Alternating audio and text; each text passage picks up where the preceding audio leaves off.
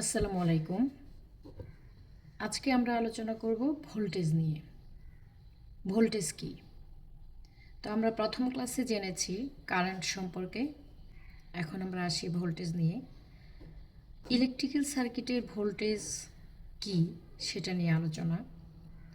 তো current topics নিয়ে আলোচিত যে ক্লাসটি সেটা দেখে নিলে আপনারা খুব সহজে বুঝতে পারবেন এই ক্লাসটি।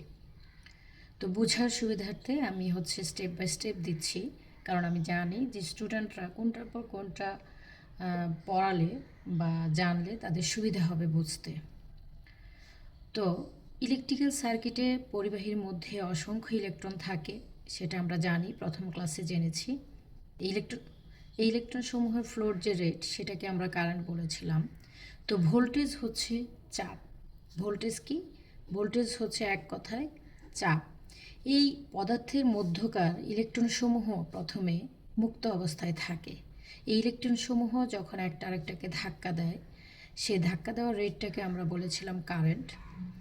তো এই যে একটা ইলেকট্রন আরেকটা ইলেকট্রনকে কি এমনি এমনি ধাক্কা দেবে? অবশ্যই দেবে না। সেটার জন্য আপনাকে একটা এক্সট্রা ফোর্স দিতে হবে।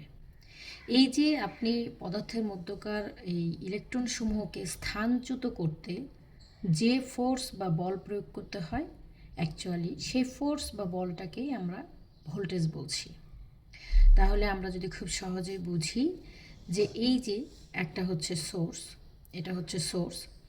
যখন আপনি এখানে ভোল্টেজ বা চাপ প্রয়োগ করবেন, তখন এই চাপের ফলে এই ইলেকট্রিক্যাল সার্কিটের মধ্যে থাকা মুক্ত ইলেকট্রনসমূহ কি করে একটা আরেকটাকে ধাক্কা দেয়, তখন একটা ফ্লো তৈরি হয়।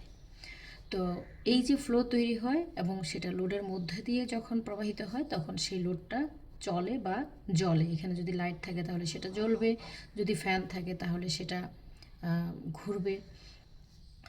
তো এই যে আমি ইলেকট্রিক্যাল সার্কিটে এই ইলেকট্রনসমূহকে স্থানচ্যুত করার জন্য যে ভোল্টেজ বা যে চাপটা প্রয়োগ করছি, সেই চাপটাকে আসলে আমি ভোল্টেজ বলছি। তো ইলেকট্রিক্যাল সার্কিটে খুব সহজেই যদি আপনাকে বলা হয় ভোল্টেজ কি, আপনি খুব সহজেই বলে দেবেন যে ইলেকট্রিক্যাল সার্কিটের ইলেকট্রনসমূহকে স্থানচ্যুত করতে যে বল বা চাপের প্রয়োগ করা হয় সেটা কি আসলে ভোল্টেজ বলে। তো কারেন্ট আগে নাকি ভোল্টেজ আগে সেটা আপনারা খুব সহজেই বুঝতে পারবেন। কারণ ভোল্টেজ যদি আপনি প্রয়োগ না করেন তাহলে ইলেকট্রন ফ্লো হবে না। ইলেকট্রন ফ্লো যদি না হয় তাহলে কারেন্ট ফ্লো সার্কিটের মধ্য দিয়ে হবে না। তাহলে কারেন্ট ফ্লো করতে হলে অবশ্যই আপনাকে কি করতে হবে? একটা ভোল্টেজ বা একটা চাপ আপনাকে প্রয়োগ করতে হবে ইলেকট্রনসমূহকে স্থানচ্যুত করতে। তাহলে আমরা খুব সহজে জেনে গেলাম ভোল্টেজ কি। তো ভোল্টেজের একক হচ্ছে ভোল্ট।